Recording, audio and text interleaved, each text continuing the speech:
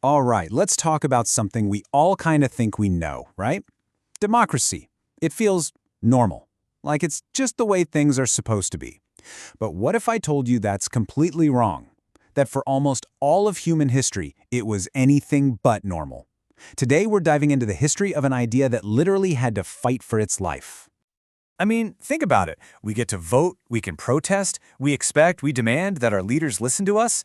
But for, thousands and thousands of years, that whole concept was just unthinkable. The default setting for humanity wasn't choice. It was command.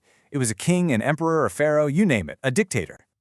So when you look at it like this, it's kind of staggering, isn't it? You've got 99% of history on one side and this tiny little exception on the other. The idea that regular people, farmers, blacksmiths, you and me, should get to decide their own future, that wasn't just a wild thought. To most people back then, it sounded like pure chaos, a recipe for total disaster. So the big question is, how on earth did this crazy, fragile idea ever even begin to take root? Okay, so for that, our journey starts way back in ancient Athens, around the 5th century BCE. Now, the city was, frankly, sick and tired of being bossed around by tyrants and a handful of rich families. And then this one statesman, a guy named Cleisthenes, comes along and proposes something totally unheard of. He basically says, hey, instead of a few powerful guys calling all the shots, what if all of us citizens decided for ourselves? And he gave it a name, Demokratia. Comes from two Greek words, demos, the people, and kratos, rule. Literally, rule by the people. And when I say direct democracy, I mean direct. We're talking thousands of citizens gathering on a hill and voting on every single issue with a show of hands. Should we go to war? Let's vote. Need to raise taxes? Vote. Banish somebody from the city? The crowd decided, right there and then. They even filled most public offices by a lottery system, basically drawing names out of a hat. The belief was that any citizen was good enough to govern. Okay, but let's be real, this whole experiment had some major flaws. For one thing, their definition of the people was pretty narrow. If you were a woman, a slave, or a foreigner, you were completely out. And for another thing, the smartest guys of the era, thinkers like Plato and Socrates, they absolutely hated it. They called it mob rule, just a bunch of chaotic, emotional decisions made by an uninformed crowd. I mean, this is the system that voted to execute Socrates, so yeah. And you know what? Their fears weren't totally wrong. Athenian democracy did eventually collapse, torn apart by infighting, war, and charismatic leaders who knew how to whip up the crowd. So, for the time being, the experiment was a failure. So, where did the idea go from here? The next major evolution came from Rome. The Romans observed the chaos of Athens and decided to build something more durable, more structured. They invented something different, the res publica, or the republic. Instead of direct rule, they chose representative rule. Citizens elected senators to make decisions for them, creating a system of checks and balances, two consuls ruling together, tribunes representing the common people, all designed to prevent any one person or group from getting too much power. It was far more stable, lasting 500 years, but it too eventually fell to corruption, civil war, and the rise of emperors. And after Rome fell, the idea of democracy didn't just stumble, it vanished. It just went dark. For 1,000 years, during the Middle Ages, the whole concept of power coming from the people was gone. Just poof.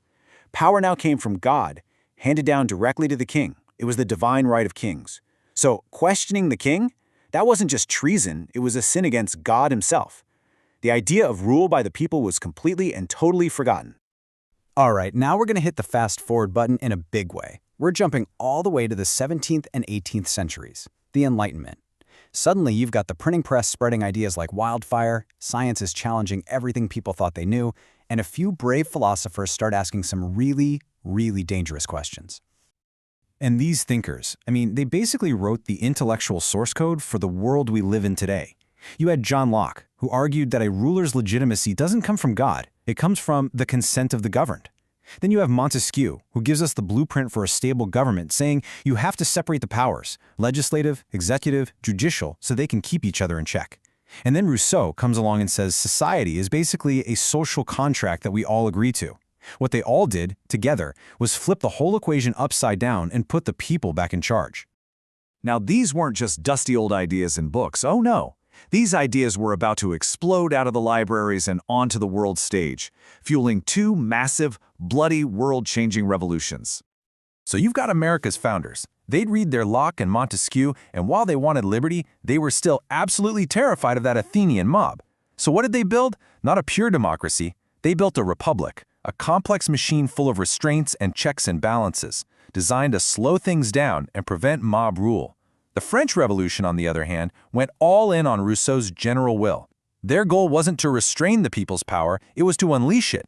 And that path, as we know, led straight to the Reign of Terror, where the guillotine became the terrifying symbol of the people's will. So, these two revolutions lay the groundwork for modern democracy, but they left one huge, glaring, critical question unanswered. In this new system of rule by the people, who exactly gets to be the people? And the answer, at first, was shockingly narrow. I mean, just look at this. In the early days in America and Europe, the electorate was this tiny, tiny sliver of the population. We're talking wealthy, property-owning, white men, period. That's it.